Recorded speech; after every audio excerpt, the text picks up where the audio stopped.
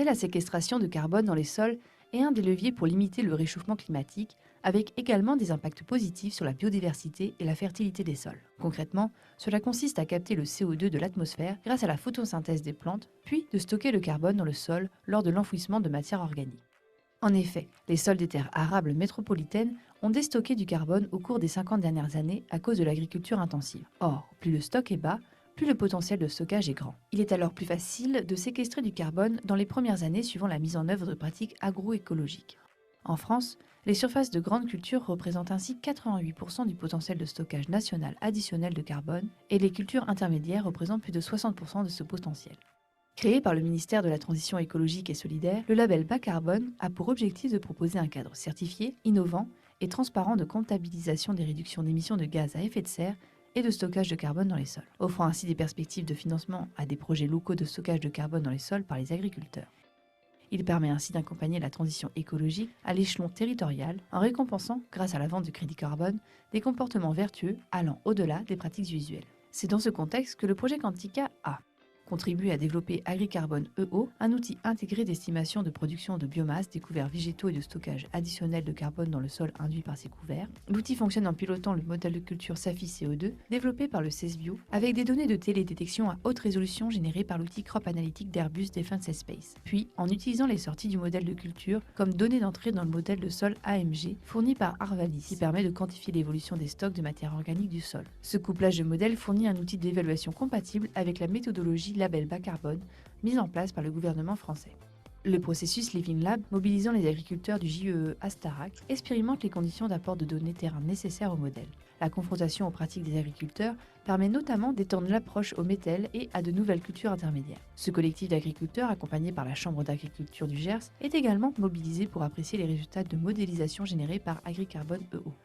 Pour faciliter cette contribution des utilisateurs, le projet Quantica teste l'intérêt d'une interface web développée par E2L, permettant la localisation des résultats et la corrélation de différentes informations.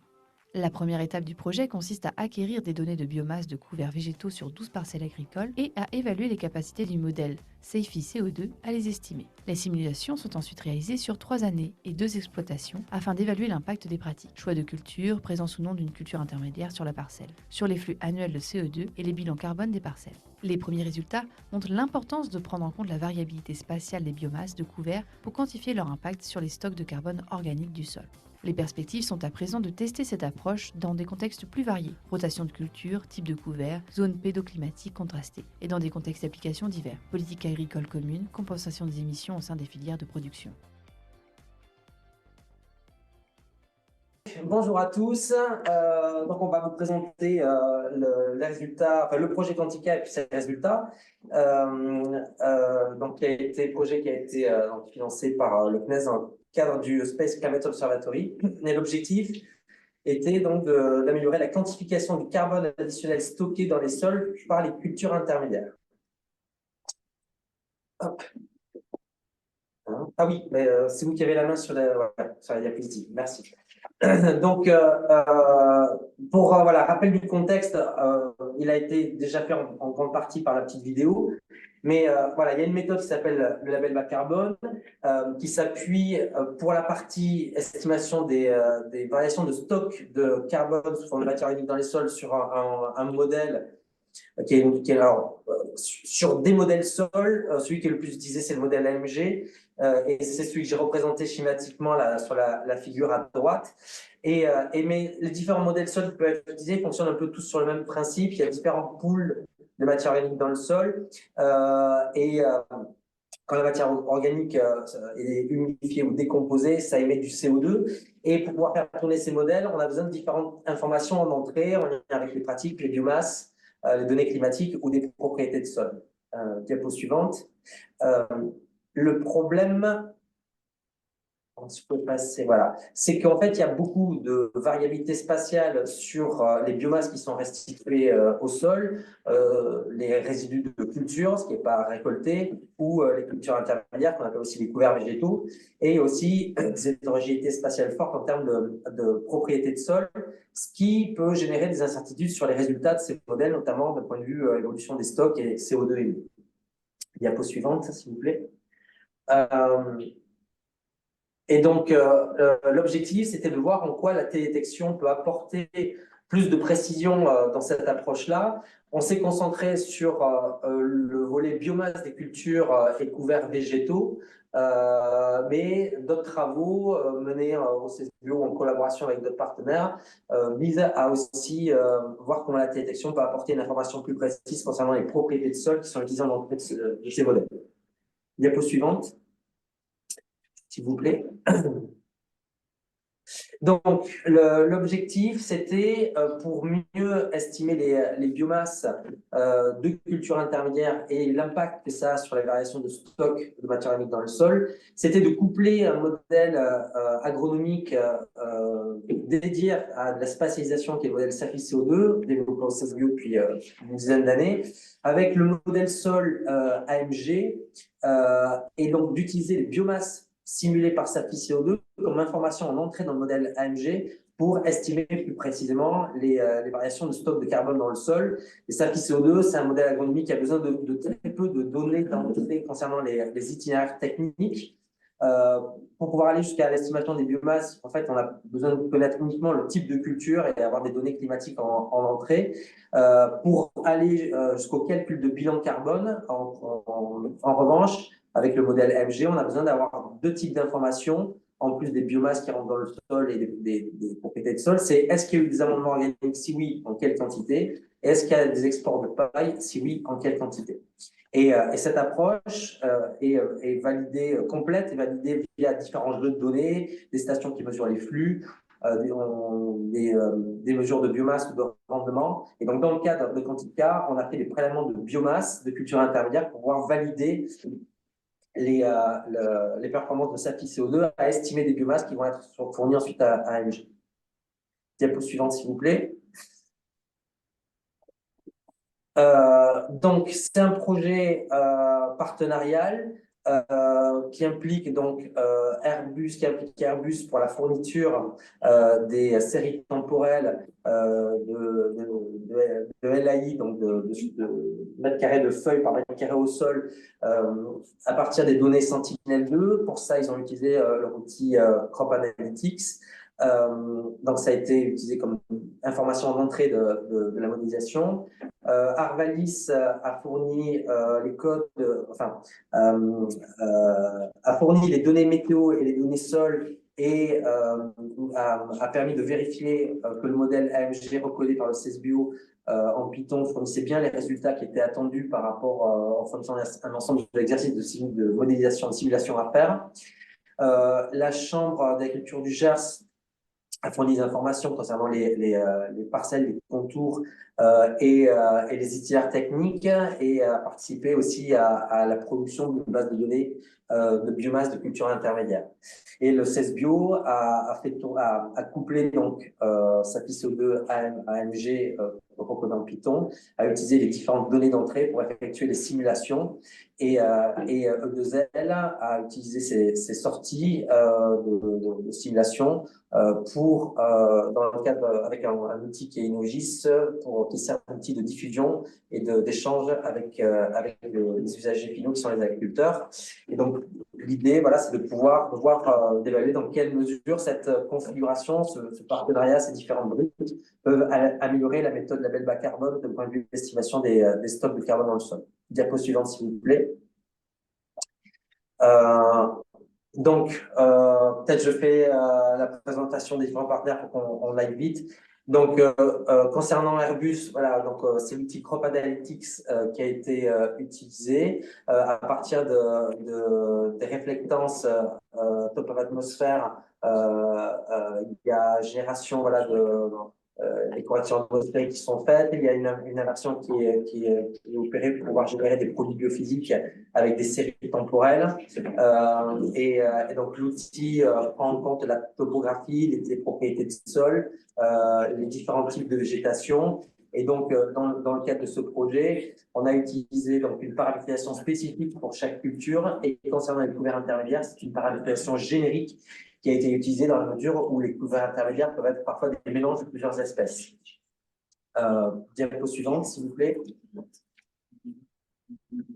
On va passer à la diapo d'après.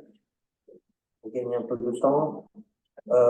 Concernant Arvalis, donc Arvalis est membre et animateur du consortium AMG, donc il a accompagné le CES Bio dans le recodage en propre du modèle AMG sous format Python et a évalué du coup ce nouvel outil AMG codé en Python fournisse bien les résultats qui étaient attendus. Donc là, tout est en vert sur l'image, ça montre que les résultats qui étaient attendus ont été bien obtenus. Et donc, Arvalis a fourni aussi les données météorologiques journalières à la parcelle, qui sont issues d'une spatialisation de mesures effectuées sur les stations météo Arvalis et les Météoplans.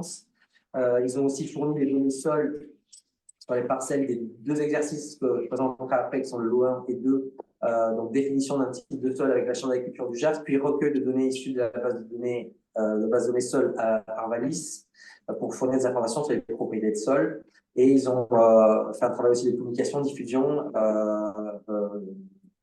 notamment avec un article dans Perspective agricole. Il y a un volet formation des agriculteurs aussi. Voilà. Et on passe à la diapo suivante, s'il vous plaît. Concernant le rôle de la Chambre d'agriculture, donc qui ont participé qui ont contribué à ce que la campagne de mesure de biomasse de culture intermédiaire au champ puisse être menée à bien. Il y a eu des exercices de saisie de données techniques via un logiciel qui s'appelle un Farm Management Information System qui est né par Cell, qui a permis de collecter, donc de centraliser les données d'itinéraires techniques des agriculteurs qui étaient impliqués dans les exercices de simulation.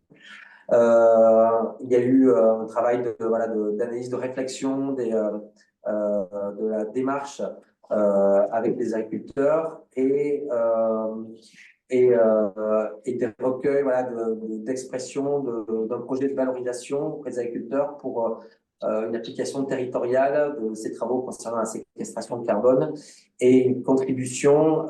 Ils ont collecté des données sur 2 exploitations pour pouvoir faire le deuxième exercice de modélisation, ce qu'on appelle le logo que l'on présentera après. Et ils feront la restitution aux membres du groupement d'intérêt économique et environnemental de la Starac à l'issue du projet. Diapo suivante, s'il vous plaît. Et concernant donc le rôle du CES Bio, ça a été de définir des protocoles donc, de prélèvement, une méthodologie, de former les agriculteurs à la chambre à ces méthodes de prélèvement avec un protocole adapté à la validation, à la calval des produits satellites. Il y a eu le travail de recodage en Python d'AMG et le couplage avec SASFI CO2 pour permettre des estimations de bilan carbone plus précis. Constitution d'une base de données biomasse et biomasse de couvert et de mesure de flux de CO2 sur culture et couvert, et un travail de calibration, de validation des paramètres de SAFI CO2 pour les cultures intermédiaires et les cultures, et ensuite donc des simulations de couvert, de biomasse de couvert avec SAFI CO2 et de calcul des delta stocks qui sont induits par ces couverts. Et une génération automatique de rapports de simulation. Diapo suivante. Donc voilà un premier résultat. Tu prends la suite, Ahmed. Rapproche-toi peut-être de mon ordinateur.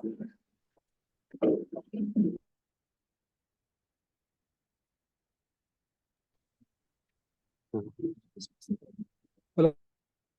De validation de calibration, on s'est appuyé sur une analyse qu'on a déjà fait sur les sites à travers l'Europe pour la calibration, pour vérifier que l'efficacité des paramétrisations qu'on utilise. Ce que vous voyez ici dans le graphique en haut, en couleur, la cohérence entre le flux net de carbone mesuré par les flux, tours de flux, et les simulations qu'on fait avec le modèle.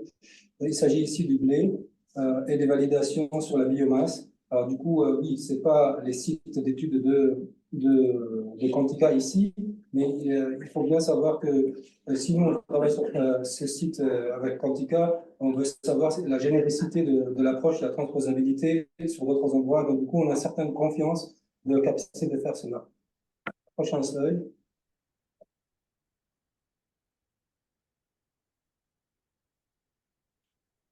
Par ailleurs, en fait, sur le graphique à gauche, vous voyez la validation de la biomasse sur les févroles et févroles facili qui sont faits sur le sud-ouest de la France. Ce que vous remarquez, c'est qu'il y a une dispersion des résultats.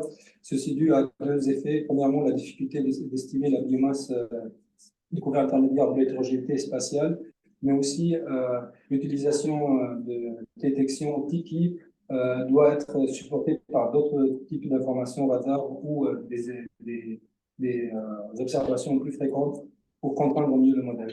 Sur la partie droite, vous voyez la validation vraiment propre pour le projet Quantica. Les points orange, c'est les mesures qui ont été effectuées sur les sites de la STARAC par la GIEE. Et on voit qu'en fait, il y a des comparaisons à l'intérieur du cycle, mais aussi à la fin du cycle. On considère que pour les exercices de validation, de calibration, les informations en fin de cycle sont les plus pertinentes parce qu'elles agrègent toute l'information à travers le cycle. Les certitudes du modèle, elle est aussi exprimée ici via dispersion des résultats en vert et gris. La validation, elle est raisonnable, mais il y a un certain biais de surestimation du modèle. Prochain slide. Bon.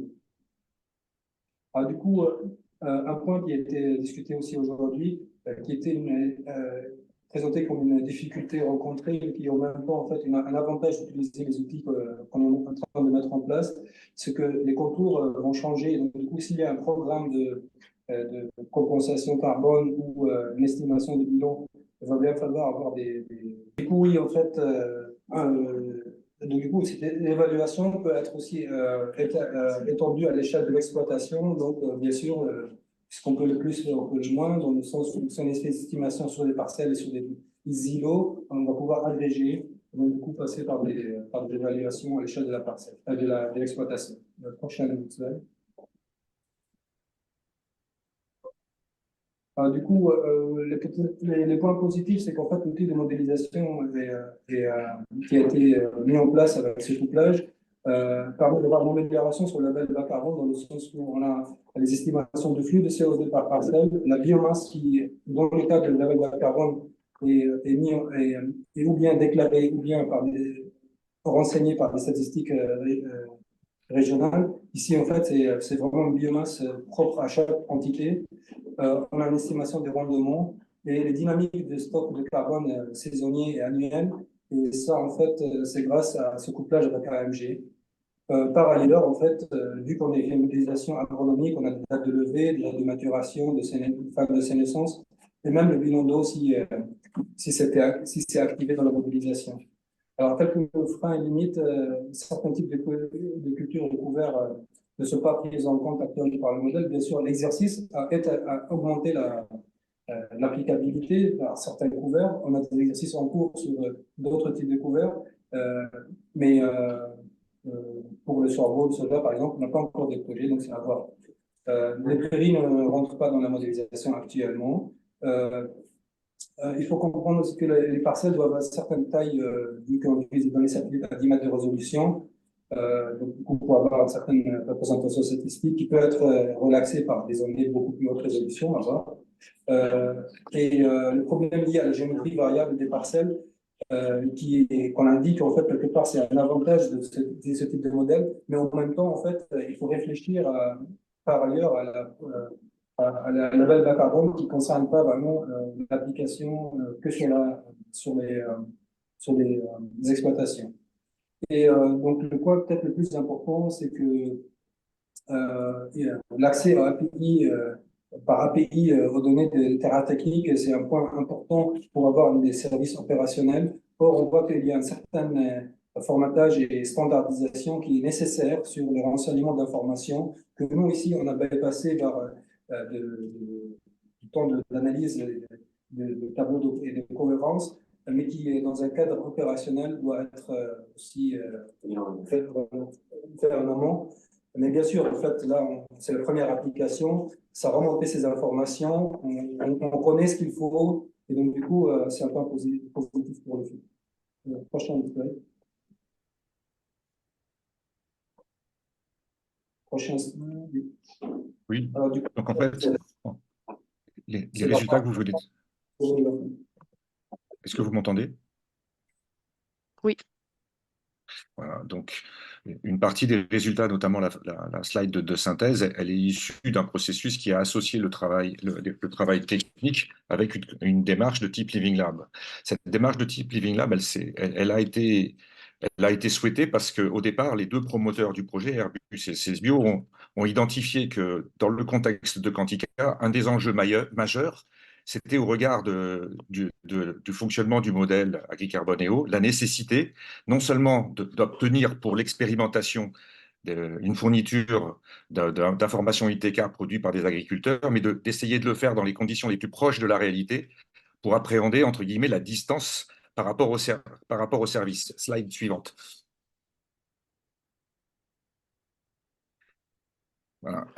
Donc, en fait, l'idée, c'était de se situer dans un contexte où les agriculteurs viendraient participer au projet dans la perspective d'appréhender ce que l'apport technique de la chaîne Agri-Carboneo pourrait être comme socle d'un service qui leur serait apporté. Le choix qui a été fait, c'est celui de se situer à l'époque dans la situation réelle du service label bas carbone et d'utiliser, pour être le plus proche de la réalité, une interface qui était celle d'un opérateur, mais parcelle, mais à titre d'exemple. La particularité de cette ambition, ça a été d'élargir le partenariat en faisant apparaître de nouveaux partenaires comme Arvalis, la Chambre d'agriculture, de se situer dans un écosystème régional et surtout de négocier avec un collectif d'agriculteurs à travers l'intermédiation de la Chambre d'agriculture pour mobiliser un collectif d'agriculteurs à venir s'impliquer dans le projet. Slide suivante. Donc, on vous a présenté la façon dont la démarche Living Lab a été une collaboration avec les acteurs avec la Chambre d'agriculture pour mobiliser les agriculteurs tout au long du processus. Pardon, vous ne voyez qu'une partie des résultats, si j'ai bien l'impression. Donc, la démarche Living Lab, elle produit 3 types de résultats. Une information sur les conditions, c'est ce qu'a décrit Ahmad au regard des marges de progrès qu'on a identifiées à la fois sur l'interface amont et sur des conditions techniques pour aller vers le service. Un retour possible sur les usages imaginés par les agriculteurs. Et pour ça, on s'est appuyé sur le développement d'un outil ou d'un objet intermédiaire. Slide suivante. Voilà, qui est un outil WebGIS qui a permis, entre guillemets, de spatialiser les résultats et qui a permis aux agriculteurs de s'exprimer sur des hypothèses de services attendus. Le 3e point, c'est-à-dire que nous, on a situé dans le Living Lab dans un processus qui s'inscrivait dans un contexte de service label bas carbone. Mais aujourd'hui, ce qui est très intéressant, c'est que le collectif d'agriculteurs, non seulement il trouve pertinent le fait de pouvoir quantifier l'impact d'une pratique au regard de la quantification de la séquestration de carbone. Dans l'étape qui va venir, il va apprécier de quelle façon le modèle Agri-Carboneo apporte d'autres informations.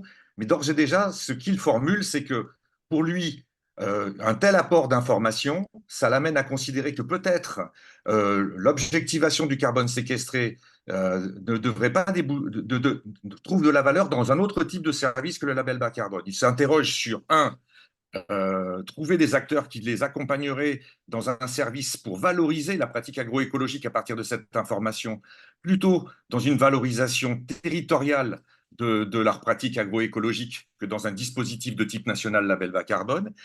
Et une autre dimension qui est apparue très fortement chez les agriculteurs, c'est que derrière l'information produite par la chaîne, ils constatent qu'ils peuvent avoir à la parcelle un suivi des comportements des parcelles au regard de ces objectifs et peut-être bénéficier demain de services de monitoring qui leur permettraient d'une part d'optimiser leur pratique agronomique, mais également de réfléchir à gérer les exports dans des logiques de diversification, export notamment sur les cultures intermédiaires vers l'alimentation du bétail, mais également vers des filières énergétiques. Donc, la démarche du Living Lab, c'est effectivement d'avoir produit, à l'issue du projet Quantica, ces 3 types de résultats.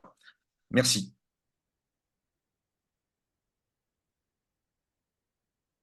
Ok, je reprends du coup pour conclure. Donc voilà, il y a différentes perspectives voilà, à ce travail. D'abord, une application et puis un travail de calibration, validation sur de nouvelles espèces et sur des contextes pédoclimatiques plus variés. Donc ça, c'est un travail qui a déjà été initié à la fois en collectant en constituant une base de données flux de biomasse sur des sites un peu partout en Europe équipés de tours à flux.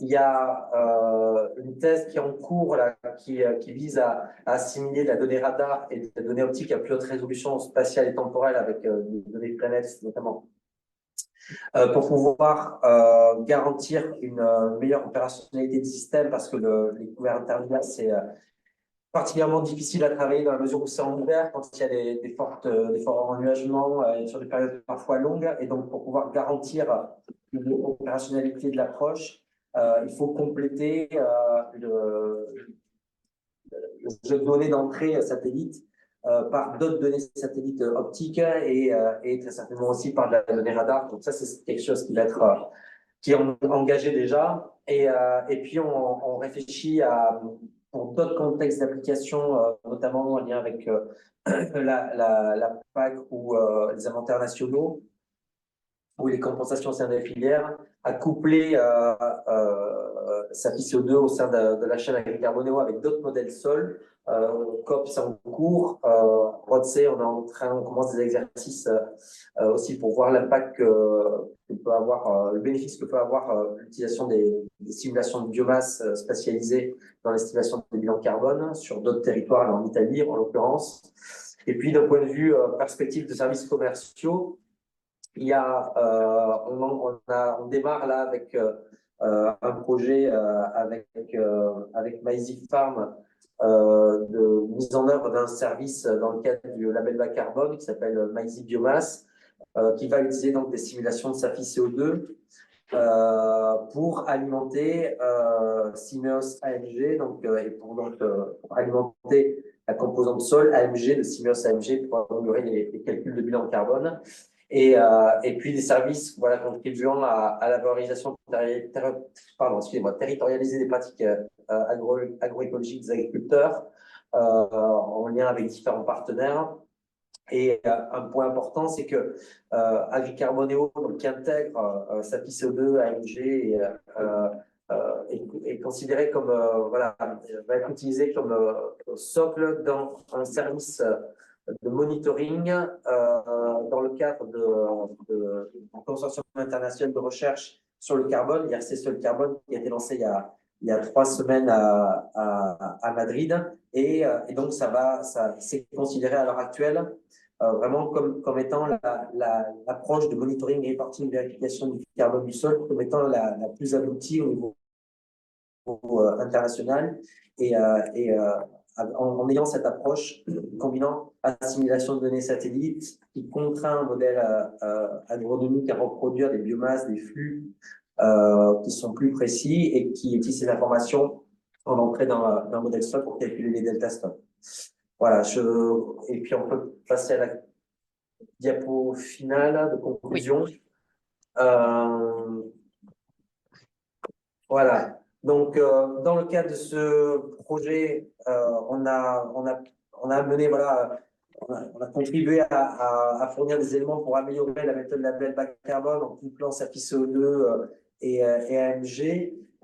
L'intérêt directement pour l'agriculteur, c'est que par rapport à d'autres options qui s'offrent à lui pour estimer les biomasses de couverts, comme par exemple utiliser des données, des ABAC régionales, ça n'entraînerait pas pour lui, le fait d'utiliser cette approche-là, une décote sur ce qu'il touche en termes de prime carbone.